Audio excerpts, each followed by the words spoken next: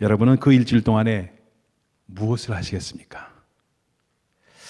한국의 대학생들을 중심으로 해서 이 질문을 하고 한 1000여 명에게 설문조사를 했더니 여러 가지 대답이 나왔습니다.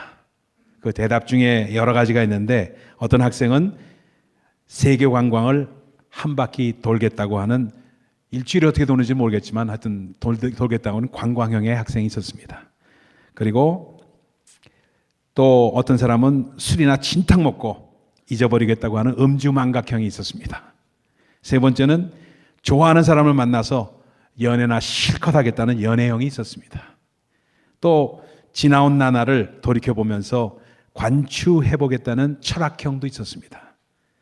그리고 어떤 분은 맛있는 거 실컷 찾아먹고 죽겠다는 식사형의 그런 대답도 있었습니다. 여러분은 어떻습니까? 여러분의 인생이 이제 일주일밖에 남지 않은 시한부라면 무엇을 하시겠습니까? 우리 주님은 자신의 생애 가운데 마지막 남은 일주일을 어떻게 보내셨는가? 본인께서 돌아가신다는 사실을 이미 아셨는데 그 나머지 일주일을 어떻게 보내셨는가? 우리가 궁금하지 않을 수가 없습니다. 그분은 제자들에게 말씀을 가르치시고 기도하시면서 제자들이 하나 되게 하는 일에 주력을 하셨습니다. 내가 너희를 받아서 하나님께 영광을 돌림과 같이 너희도 서로 용납하며 서로 받아 하나가 되라 하는 말씀을 당부를 하셨습니다. 그리고 마지막으로 뭘 말씀하시냐면 우리가 흔히 아는 Great Commission, 대사명으로 알고 있는 그 세계 선교를 제자들에게 당부를 하십니다. 오늘 대강절 첫째 주일로 강림절기를 시작하면서 이 땅에 아기 예수로 오신 우리 주님의 공생의 마지막 일주일을 보내시면서 하신 일들이 무엇인가? 그것을 우리를 위해서 담당하신 일들이었다는 것을 바라보게 됩니다. 그것이 바로 우리를 용납하시고 받으셨던 사역이었습니다. 그리고 우리를 하나 되라고 당부를 하셨습니다. 사도 바울은 이러한 주님의 당부의 말씀을 구체적으로 받아서 실천할 수 있는 시행 수칙을 오늘 본문 가운데 알려주시고 계십니다. 강한 자가 연약한 자의 약점을 담당하라고 말씀을 하십니다. 하늘나라에 대한 말씀입니다. 하나님의 나라는 이러하니까 신앙 공체를 이룬 너희들은 이렇게 서로가 서로를 담당하라 하는 말씀을 하고 계십니다. 그러니까 14장에는 뭐를 말씀하시냐면 이제 다음 주면 마지막 끝나니까 정리를 좀 하는 마음으로 들어보시면은 14장에는 먹는 것으로 서로 판단하지 말라. 이 말은 무슨 얘기입니까? 우리 가운데 누가 개고기 먹는다고 그거 갖고 비판하지 말라는 겁니다. 누가 고양이 고기 먹는다고, 고양이 고기 먹는 사람 도미니카 가면 많이 있습니다. 그리고 중국 가도 있어요. 근데 고양이 고기를 먹는다고 하면 어떠냐? 마늘 좀 먹기로 어떠냐? 하나님 나라의 본질은 먹고 마시는 것에 있지 않다. 오직 성령 안에서 의와 평강과 희락이다. 하나님이 저희를 받으셨다 하고 말씀하고 계십니다. 그리고 15장에 가니까 또 뭐라고 말씀하시면 더욱더 적극적으로 말씀을 합니다. 판단하지 않을 뿐만 아니라 연약한 자의 약점을 강한 자가 담당해라. 그리스도께서 하신 일이 바로 그 일이시다 하고 말씀합니다. 포인트가 뭡니까?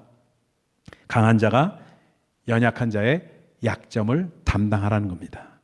그래서 그러고 나서 16장에는 이러한 믿음의 공동체에서 일했던 일꾼들에 대한 소개를 하면서 로마서가 전체 마치게 됩니다. 교회 안에는 믿음이 강한 자와 믿음이 연약한 자가 있기 마련입니다. 믿음이 강한 자들만 모이는 교회는 이 세상에 하나도 없습니다. 무엇을 보고 믿음의 강약을 평가합니까? 교회를 얼마나 열심히 다니는가? 기도 생활에 얼마나 힘을 쏟는가? 얼마만큼 시간과 재물을 바쳐서 헌신하는가? 이런 것들은 신앙을 평가하는 중요한 기준 자체는 됩니다. 그런데 로마서 14장에는 또 다른 엉뚱한 기준을 우리에게 제공합니다.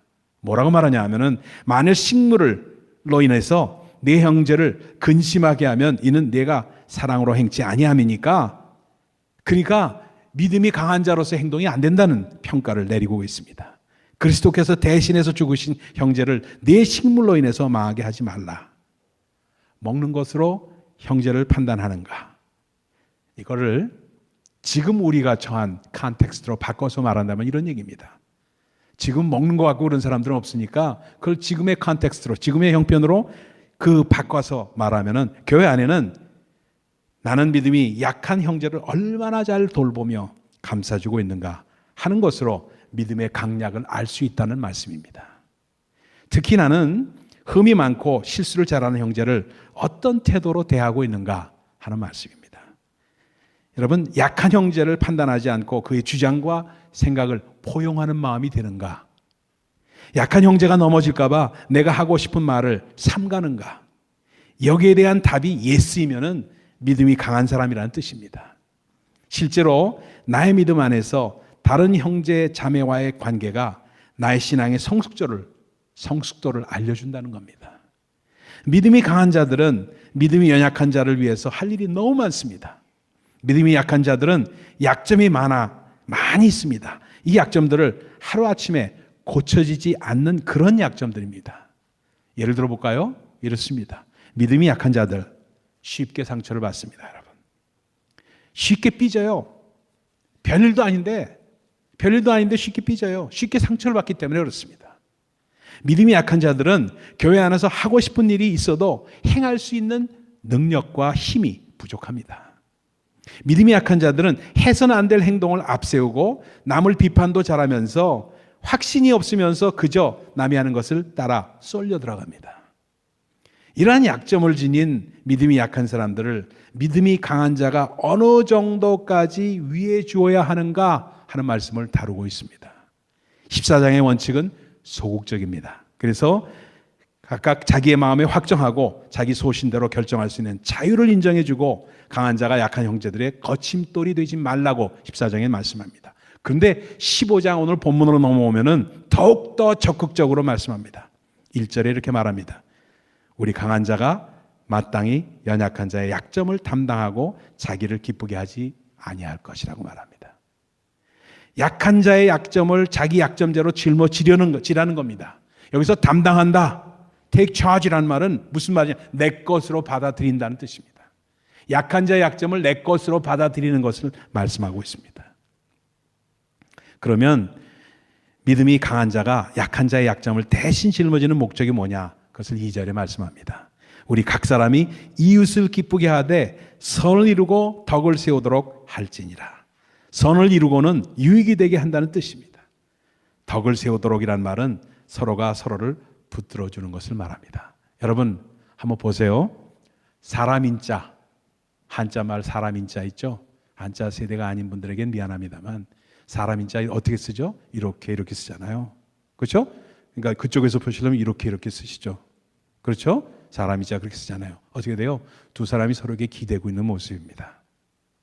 그렇죠? 기대고 있지 않으면은 혼자 서 있는 것이 너무 힘들다는 것을 우리에게 알려주고 있는 모습입니다. 그렇기 때문에 정말 다른 사람에게 선을 이루고 덕을 세우도록 한다는 것은 나의 기쁨을 포기할 때도 있는데, 그러면 이런 질문을 할 수밖에 없어요. 그럼 다 남을 위해서 하고 나는 무슨 재미로 살아요? 이게 말이 됩니까? 이런 표현을 하실 분이 있을 수 있습니다. 그런데요, 실제로는 정반대라. 참 놀라운 진리예요. 이게 미스터리입니다. 뭐가 미스터리냐면은 그게 그렇게 기뻐. 그게 기쁨이 되는 상태가 바로 믿음이 강한 자의 상태라는 겁니다. 사랑받는 것을 기쁨으로 아는 것은 믿음이 약한 상태이고, 사랑을 주는 것이 기쁨이 되는 것이 믿음이 강한 상태라는 뜻입니다. 그래서 말씀합니다. 사랑은, 우리가 찬양하잖아요. 사랑은 참으로 버리는 것 더 가지지 않는 것 하면서 이상하다 동전 한 입 움켜 잡으면 없어지고 쓰고 빌려주면 마음에 가득하네. 점점 나눠줄 때 더욱더 기쁘고 더욱더 찬다는 뜻입니다. 무엇이 이렇게 이타주의의 신앙생활을 할 수 있게 하는 원동력인가? 그걸 3절에 말씀합니다. 그리스도께서 자기를 기쁘시게 하지 아니하셨으니 기록된 바 주를 비방하는 자들의 비방이 내게 미쳤나이다 함과 같으니라. 예수님의 사역은 자기를 기쁘시게 한 사역이 하나도 없다는 겁니다. 자기를 비우셨어요. 그래서 사도 바울이 주님이 자신을 비우신 그 마음을 우리 가운데 품으라고 말씀한 게 빌립보 2장 5절입니다. 그렇죠? 너희 안에 이 마음을 품으라. 이는 바로 예수 그리스도의 마음이니 그는 하나님의 본체이시나 하나님과 동등됨을 취하지 않으셨다. 자기를 비우셨다. 형제의 약점을 용납하고 내 것으로 받아들이고 이를 기뻐하는 수준은 내가 작은 예수가 되는 수준입니다. 그렇지 않으면 불가능합니다. 쉽지 않아요. 그렇기에 어떻게 하면 예수님의 성품을 닮아서 작은 예수의 분량까지 자라서 약한 자의 약점을 짊어지겠는가? 여러 가지 방법이 있겠지만 4절에 이렇게 비결을 말합니다. 무엇이든지 전에 기록한 바는 우리의 교훈을 위하여 기록된 것이니 우리로 하여금 인내로 또는 성경의 안위로 소망을 가지게 함이니라. 성경 말씀은 우리를 교훈하기 위해서 기록되었습니다. 하나님의 말씀은 그 말씀을 공부하라는 겁니다. 그리고 말씀을 부지런히 먹으라는 겁니다. 말씀을 먹고 자라야 합니다. 말씀을 배우고 또 배운 그 말씀을 먹고 할 때 그 말씀 앞에서 나의 이기적인 마음이 녹아진다. 그러면은 말씀을 먹고 받아들이면은 내 안에 새로운 인격이 들어옴으로 말미암아 그 인격이 우리를 기쁘게 함과 동시에 저절로 그렇게 우리를 변하게 만든다는 뜻입니다.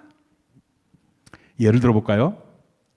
이 말씀까지는 어려운 말씀인데 예를 들으면은 이제 조금씩 이해가 되는 말씀이 될 겁니다. 교회 내에서 잘 사는 분이 계시죠. 부유하신 분이 얼마든지 있죠. 그렇죠? 그런 분들이 우리 교회에 좀 많으셨으면 좋겠어요. 할렐루야. 그렇죠? 여러분들이 그 부자가 되시길 바라요. 근데 교회 내에서 부유해서 비싼 옷만 입고 다니시는 그런 자매가 있다고 가정을 해봅시다. 우리 교회는 뭐 그런 분들 없으시지만 지난번에 섬기던 교회에서 30, 40대가 주로 많았기 때문에 40대 분들이 그런 허영심이 조금 있으시잖아요. 과시형이 있잖아요. 그래서 좋은 옷을 입으신 분들이 계셨습니다. 대부분의 여자들은 저는 잘 모르겠어요. 저는 아무거나 입어도 상관없는데 대부분의 자매들이 옷에 민감합니다. 그래요? 네? 아, 그러시죠. 네, 우리 박정인 권사님이 그렇다면 그런 거예요. 그러다 보니까 교회 내에 돈이 없어서 잘 입고 싶어도 못하는 그런 사람들은 옷을 잡는 그 브랜드 네임 있는 그런 거, 프랭땅 뭐 이런 것들 뭐 잘 모르겠지만 그런 것들 입으시는 분들을 보면서 상처를 받습니다. 그 상처가 얼마나 크냐 하면은 어떤 분은 이런 분도 계세요. 옷 없어서 우리 교회는 못 나오겠다고 하시는 분도 계셨어요. 하여튼 목회도 오래 하다 보면 별걸 다 봅니다. 아, 정말입니다. 그렇기 때문에 웬만한 것 갖고 놀라지 않아요. 그렇게 돼 있습니다. 못 가진 사람이 가진 자에 대해서 반발을 합니다. 열등의식의 발로일 수도 있습니다. 근데 누가 뭐라고 하는 사람이 아무도 없지만 자기 스스로 그렇게 느끼는 겁니다. 그런데 이것을 믿음의 법칙에 대입하면은 믿음이 강한 자가 연약한 자를 얼싸 안으라는 말입니다. 그러니까 있는 자는 없는 자를 배려해서 자신이 있는 것을 과시하거나 그냥 남 생각 없이 하지 말고 자제하라는 겁니다. 그렇죠? 그럴 때 서로가 배려하는 환경 가운데 믿음이 약한 자나 강한 자가 함께 그리스도 안에서 자란다는 겁니다. 한국 교회가 이걸 못했어요. 실제적으로 보면요. 이거를 잘했으면은 지금 대한민국의 형편이 그렇게 되지 않았을 거라고 저는 봅니다.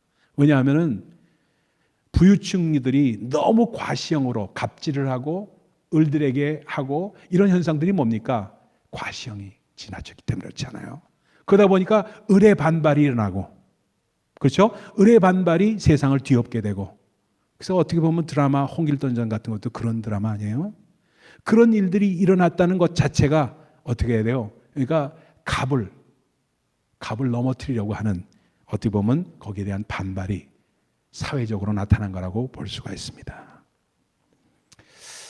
여러분 잘 아시는 아프리카에 그 선교사로 나간 의학 박사요, 음악 박사요, 철학 박사였던 여러 박사 타이틀을 가졌던 슈바이처 박사에 대한 얘기, 여러분 어렸을 때 많이 들으셨죠? 그 유명한 일화가 있습니다. 슈바이처는 원래 그가 부유한 집안 출신이었어요. 돈이 많았습니다. 소년 시절 아주 유복한 가정에서 자라났습니다.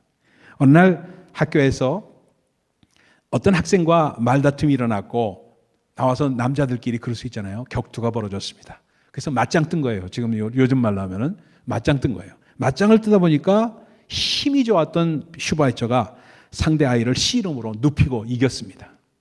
이때 싸움에 진 아이가 눈물을 딱 흘리면서, 뚝뚝 흘리면서 눈물을 닦으면서 씩씩거리면서 분이 나서요, 슈바이처에게 내리꽂히는 말을 내뱉습니다. 야, 알버트! 나도 너처럼 잘 살아서 매일 고기 먹었으면은 너까지 그 문제없이 이길 수 있었어! 하는 얘기를 합니다. 슈바이처 박사는 이 말을 평생을 잊질 않아요. 이 말을 들은 슈바이처는 그 다음부터 평생, 그 후부터 고기를 입에 대지 않았다는 일화예요. 여러분, 참 믿음이 강한 자가 믿음이 약한 자의 약점을 담당한다는 것이 어떻게 우리 삶 가운데 나타날 수 있는가? 보통 일이 아닙니다. 교회도 마찬가지예요. 믿음이 강하고 그리고 부유하고 교회가 사이즈가 커지고 하면은 적고 어려운 교회를 도와줘야 돼요. 떠맡아야 됩니다. 저는 그렇게 봐요. 그래서 아무래도 그런 일들이 일어나게 되는 것이 꼭 필요하다. 그래서 성경 공부를 통해서 하나하나 주님의 인격을 배워나가는 것입니다. 그런데 성경을 공부하면 예수 그리스도를 배움과 동시에 예수 그리스도의 꿈을 갖게 됩니다. 그 꿈을 오늘 본문 5절 이하에 소개를 합니다. 예수 그리스도의 첫 번째 꿈은 교회가 하나 되기를 소망하는 꿈입니다. 이제 인내와 안위의 하나님이 너희로 그리스도 예수를 본받아 서로 뜻이 같게 하여 주사 한 마음과 한 입으로 하나님 곧 우리 주 예수 그리스도의 아버지께 영광을 돌리게 하려 하노라.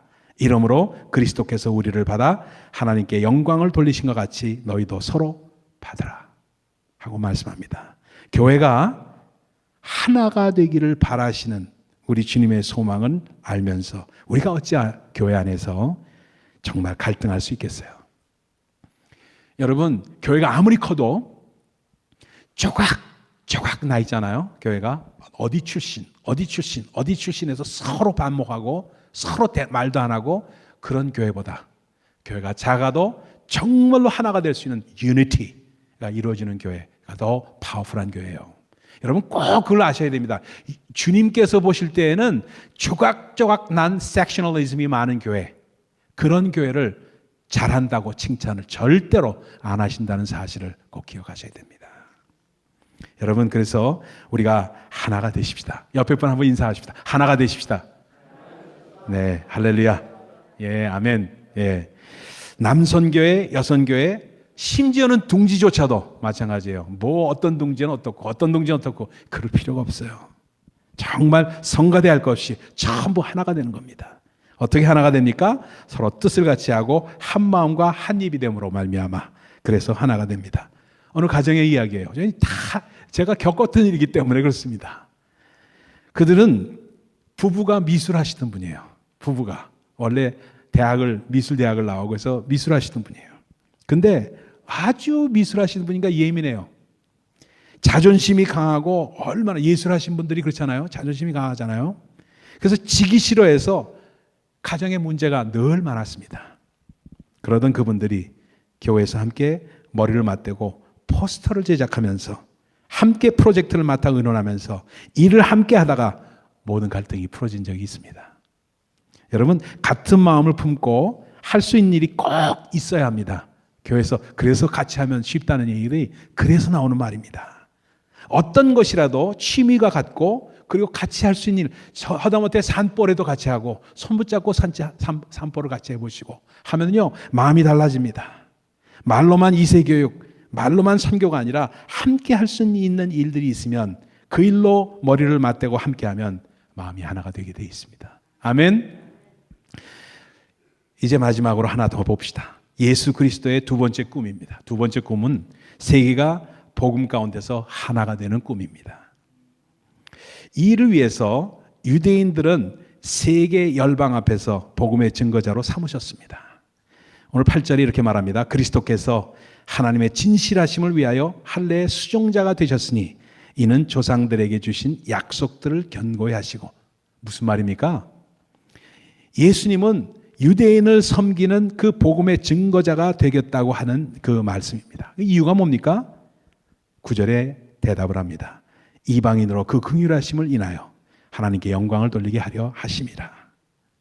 유대인을 통해서 복음이 증거되게 하시고 이방인들은 세계 앞에서 복음 증거하는 자로 부르시고 세우셨습니다. 예를 들어볼까요? 이런 얘기입니다. 얼마 전에 우리 부부배 장로님 병원에 입원하셨죠. 전 얼마나 정말 답답했어요. 그래서 혹시나 잘못될까 봐 얼마나 정말 간절했는지 몰라요. 근데 그 병원에 갔는데 중환자실에 계셨죠. 그래서 며칠을 못 일어나셨잖아요. 들어가서 왔다 갔다 하면서 하는데 병원에 채플린이 이렇게 왔어요. 그래서 채플린하고 얘기하고 악수하고 그래서 서로 목사니까 같이 얘기를 했습니다. 흑인이었습니다. 근데 그걸 보고 있던 한 백인이 다가왔습니다. 그걸 보고 목사님이에요. 저를 보고. 그래서 목사라고 그랬죠. 그렇답니다. 그렇다고. 그러니까 뭐라 하면 너는 이스라엘에 대해서 어떻게 생각하냐요. 이스라엘에 대해서 어떻게 생각하냐요. 그래서 이스라엘에서 I'm pro-Israelite 그랬죠. 이스라엘 우리 지지한다고 주요 크리스천이라고 그렇게 얘기를 했죠. 그랬더니 그 덥다 하는 말이 뭔지 아세요? 바루카바 베셈 아도나이라고 그러자고요. 바루카바 베셈 아도나이. 이게 무슨 뜻이냐면 바루카바 베셈 아도나이. 주의 이름으로 오시는 이여 주님을 환영하는 그 말씀을 그냥 히브리 말로 하는 거예요. 그러면서 고맙다 그러면서 막 하는데 제가 알아보니까 그 사람이 듣고 보니까 뭐 하는 사람이냐면 메시아닉 주야. 유대인이면서 크리스천이에요. 그러면서 바루카바 베쉐마다나 하면서 주 안에서 얼마나 기뻐하는지 이루 말할 수가 없어요. 앞으로 그러한 분들이 늘어나면서 지금 여러분 이 얘기는 통역이 잘 안 되실지 모르겠지만 꼭 해야 돼요. 이스라엘만 해도 그런 분들이 3만 명입니다. 그리고 이스라엘의 교회가 몇 개인 줄 아세요? 300개나 돼요. 교회가 이스라엘에만 300개예요. 크리스천 교회, 유대인 회당이 아니라 이런 시대에 우리는 살고 있습니다. 여러분, 그렇기 때문에 우리 주님의 뜻이 반드시 있다는 거예요. 그러면서 12절에 이렇게 말합니다. 이새의 뿌리 곧 열방을 다스리기 위해서 일어나시는 이가 있으니 열방이 그에게 소망을 두리라. 드디어 예수 그리스도께서 나타나셔서 하나님의 나라가 이 땅 위에 건설이 되는 것이 하나님의 뜻이라는 말입니다. 예수님의 소망은 하늘과 땅에 있는 모든 것을 하나로 묶고 영원히 다스리는 것입니다. 이러한 하나님의 꿈을 이루어 드려야 하는 것입니다. 이렇게 하기 위해서 하는 일이 뭐냐? 저를 보세요. 여기 이게 중요합니다. 저를 보세요. 이렇게 위해서 하는 일이 뭐냐? 지금 우리가 전부 그만두고 나가서 선교사로 나갈까? 이스라엘로 갈까? No, 아닙니다. 우리가 할 일은 뭐냐? 서로가 하나가 되는 겁니다. 아멘. 그러니까 사도 바울이 말씀하는 거는 선교사가 다 되고 이게 아니라 우리가 제일 먼저 할 수 있는 일을 하는데 그것이 뭐냐? 하나가 되는 거예요. 연합하는 겁니다. 그래서 이름은 연합교회가 아니에요. 우린 연합교회 싫어해요. 저는요. 연합교회일수록 전부 연합이 안 돼. 맨날 싸워요. 그러니까 말로만 연합하지 말고 진짜 가득한 일에도 우리가 가득하면서 또 가득하지 않으면 안 되잖아요. 그렇죠? 연합하는 교회가 돼야 된다는 겁니다. 그래서 약한 자의 약점을 담당하는 일부터 시작하는 겁니다. 서로의 약점을 담당하고 자기 약점을 받아들여서 교회가 하나 되면 하나가 된 교회가 세계를 하나로 하는 일을 감당하게 되어 있다. 한국의 어느 목사님이요, 조금 뛰어넘습니다. 제가 준비했던 설교 조금 뛰어넘어서 한국의 어느 목사님 예와서부터 시작을 합니다. 한국의 어느 목사님이 교회를 담임한 후에 어떻게 하면은 교회가 하나님께 영광을 돌리고 기쁨을 나눌까? 어떻게 하면 될까? 고민하다가 서울의 달동네라고 하는 신림 7동, 난곡이라고 그러죠. 난곡동. 거기를 동해를 찾아가서 극빈 대상자 명단을 받아왔다고 합니다. 극빈자가 도대체 누군가 해서 명단을 받았대요. 그 명단을 놓고 기도하다가 추석과 성탄절기에 맞추어서 쌀가마를 트럭에다 싣고 그 가정들을 방문해서 한 가정당 쌀 한 감 하나씩 전달하기로 교회에서 결정을 받았답니다. 여러분 아시다시피 사람이 가난하면은요, 그 집에 찾아오는 손님도 끊깁니다. 손님은 부잣집에 가야 손님이 많아요. 가난한 집에는 찾아오는 개미 새끼도 별로 없어요.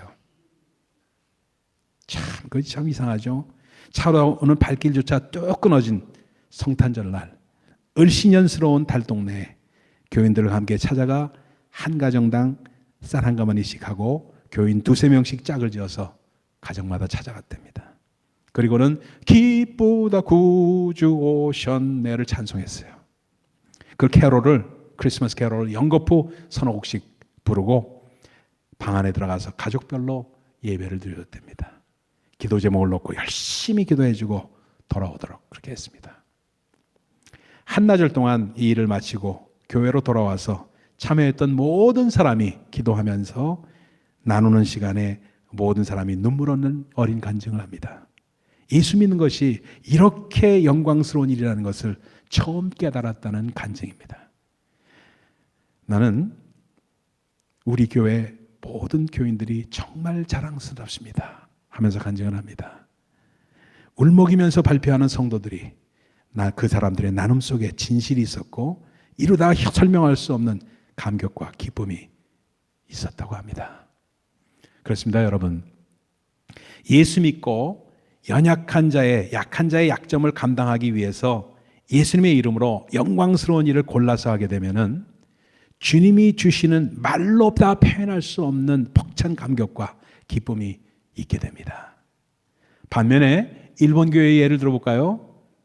일본 교회의 예를 들어보면은 그들은 2차 세계대전 이후에 교회 부흥을 위해서 교회에서 영어를 가르쳤습니다. 그리고 뭘 했냐면 패전으로 말미암아 침체된 주민들의 사기 진작을 위해서 포크댄스를, 모든 교회가 포크댄스를 교회에서 가르쳤대요. 그래서 교회에 사람들이 몰려들기 시작했습니다. 그 결과 어떻게 되었습니까? 그 당시에는 많이 모이는 것 같았는데, 잘 되는 것 같았는데 일본 교회가 어느 정도 시간이 흐르자 하나, 두세 사람씩 빠져나가기 시작하고 결국 텅 빈 교회당만 남아서 결국은 허물어버리고 그 위에 아파트 단지가 들어서고 말았습니다. 교회는 실용주의적인 관점에서 인간적인 테크닉을 사용해서 뭔가를 이루려 했을 때는 당신은 잘 되는 것 같은데 결국은 남는 것이 하나도 없다는 사실을 기억해야만 합니다. 복음의 본질로 돌아가서 교회가 하는 일에 하나님의 영광이 있는가를 살펴봐야만 하는 이유가 여기에 있습니다. 이제 말씀을 정리합니다. 이제 한 번만 더 하면 로마서가 끝나요. 그렇기 때문에 저는 우리 신앙 공동체의 수칙에 대해서 몇 가지를 벌써 나눴습니다. 그래서 이렇게 알라라는 제목으로 기억하시는지 모르겠습니다만 뭐 기억 못하면 팔자소각이거니 하고 생각해야죠. 이렇게 알라하고 말씀을 전했어요. 그 다음에 이렇게 누리라고 말씀을 전했습니다. 이렇게 누리라. 그리고 이렇게 감사하라고 말씀 나눴습니다. 그렇죠? 이렇게 감사하라. 그리고 이렇게 용납하라고 말씀 나눴습니다. 오늘 마지막으로 뭐예요? 이렇게 담당하라 였습니다. 여러분 참 우리가 하나님의 영광을 경험하는 것이 우리 교회 가운데 필요합니다. 강한 자가 약한 자의 약점을 담당하면서 교회가 하나가 되는 것입니다. 왜냐하면 우리 주님께서 우리를 있는 모습 그대로 받아주셨기 때문입니다. 우리의 삶은 오늘도 너나 할 것 없이 주님의 기대치에 미치질 못합니다. 그럼에도 우리를 조건 없이 받아주신 분이십니다. 주님의 기대에 미치지 못한 우리지만 받아주셨기에 이제 감사함으로 그분의 기대를 이루어드리는 삶을 살려고 노력하는 우리가 되기를 예수 그리스도의 이름으로 축원을 드립니다. 먼저 우리를 받아주신 우리 주님 사랑에 감사하고 그 사랑 속에 녹아서 믿음이 나보다 약한 사람을 그대로 받아주는 것이 약한 자를 담당하는 것입니다. 이제 마지막으로 이 말씀하고 말씀 마치겠습니다. 여러분 저는 참 놀라운 일을 경험했어요. 너무 이게 통역이 없는 건데 원고에 없어서 통역하기가 조금 어려울지 모르겠지만 최대한으로 한번 해보세요. 전 브루클린, 미국에 처음 왔던 데가 브루클린입니다. 이 때문에 브루클린에 남다른 그런 애착을 가지고 있어요. I have a strong attachment and affection towards Brooklynites, Brooklyn people. 그래서 브루클린을 감리사 시절에 참 많이 다녔습니다. 제 담당 구역이기도 하고요. 거기에 구석구석 갱단들이 있는 곳을 다 다녀봤습니다. 그러면서 이것저것에 중국 교회도 세우고 무슨 교회도 세우고 다 하는데 한 군데 간 데가 있습니다. I visited Greenpoint. Have you heard of them? Greenpoint라는 데 아세요? 혹시? Greenpoint, Brooklyn. Greenpoint를 갔어요. 거기는 흑인이 별로 없어요. 전부 백인들이에요. 근데 백인들이 어떤 백인이냐? What kind of Caucasian people? They are Eastern Europeans. 그러니까 동구라파에서 이민 온 사람들이 그렇게 많아. 거기는요. Eastern European이에요. 그래서 이 사람들을 어떻게 하면 좋을까 하는데 그린포인트라는 데가 gentrification이라는 말 아시죠?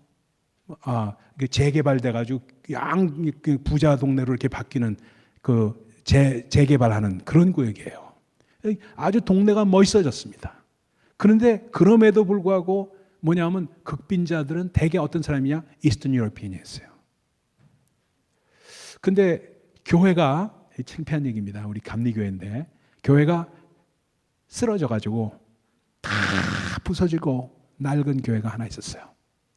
그러니까 그 하다 못해서 목사라는 친구가 참 죄송한 얘기지만 봉급을 못 받다 보니까 나이트클럽에다 빌려줬어. 부끄러운 얘기를 말씀드립니다. 이 사실이니까 나이트클럽에다 빌려줬어. It became a nightclub, church, Greenpoint Church가요. 그래서 매일 저녁 나이트클럽을 하는 게 아니라 뭐냐면 케이터링 하우스가 돼가지고 무슨 있다 파티 있다 뭐 파티 플레이스가 돼가지고 거기서 술 먹고 술병이 여기저기 있는 거라 이런 데가 된 거예요. I was totally devastated. 정말로 마음 가운데 정말 struggle 했습니다. 이거 어떻게 하면 좋을까? 하고 그 앞에서 기도를 했습니다. 하나님, 이거 어떻게 했으면 좋겠습니까? 하고 기도를 했어요. 기도를 하는데 누군가 이렇게 오는데 폴란드에서 이민 온 폴리시예요. 폴리시 패스터. 사람이 저한테 와요. 그래서 딱 뭐라고 그러냐면 Are you related? Are you the owner of this building? 그러면서 물어보는 거예요. 이 건물의 주인이냐고. 근데 제가 무슨 뭐 감리사지 무슨 주인이에요. 그렇지만 내가 이 건물에 대해서 알 수 있다고 그러니까 그럼 자기가 렌트하고 싶대요. I want to rent this building. 그 얘기를 하는 거예요. 그래서 무슨 소리냐 했더니 자기가 폴란드 사람인데 여기 이민 와가지고 폴란드 교회를 하나 만들고 싶다는 거예요. 여기 전부 이때 폴리시 네이버 커뮤니티입니다. 거기가 하겠다는 거예요. 그래서 오케이 하라고 그랬어요. 하라고 그래서 술병을 다 치우고 그 사람하고 같이 술병을 치우고 교회를 시작을 했습니다. 참 놀라운 일이에요. 했는데 뭐 사람이 있나? 그 누가 와요? There was no one. Just pastor's family. 그리고 some people. 한 두세 사람? 이 정도였어요. 그 교회가 그러고 있는데 제가 그랬죠. 가서 주일날 예배 참석해서 보다가 너무 사람이 없으니까 그래서 You have to do some street evangelism. 제가 그랬어요. You have to go out to the park and do the street evangelism. 거리 전도라도 해라. 그래서 사람들 불황자들도 있고 이런 사람들 다 데리고 와가지고 예배 드려야 될 거 아니냐. 그랬더니 그걸 받아들여서 토요일 날마다 그 인근에 있는 파크가 있거든요. 거기 가서 노방전도를 했어요. 노방전도를 하는데 거기에 술 먹고 완전히 쓰러져 있는 사람을 발견했어. 술 먹고 있는 사람. 술 먹고 완전 주정뱅이로 쓰러져 있는 사람을 발견했어요. 근데 that was God moment. 이 목사님이 그 사람이 너무너무 불쌍했던 거라. He had a compassion on him. 그래서 그 사람을 들쳐업고 교회로 데려왔어요. 교회 지하실에는 보일러룸이 있잖아요. 보일러실이 있고 next door 거기다 공간에다가 방을 만들어줘가지고 그 사람을 거기다 재운 거야. 거기서 그 사람을 거기다 눕히면서 그 알코올 중독을 치료한 거예요. 이 목사가. 그래가지고 일주일, 2주일이 지나니까 술에서 깨나가지고 이제 좀 살아난 것 같은 그런 마음이 드는 거예요. 근데 이 사람이 어떤 사람이냐? 플러머예요. 플러머. 폴란드에서 플러머로 일했던 사람이에요. 배관공이었어요. 그러니까 교회를 보니까 플러밍 잡도 필요하고 무슨 잡도 필요하고 너무 필요한 게 많거든. 이 사람이 말입니다. 교회 플러밍을 자기가 다 고쳤어. 그러면서 자기 친구를 불러가지고 he called his friend who is an electrician.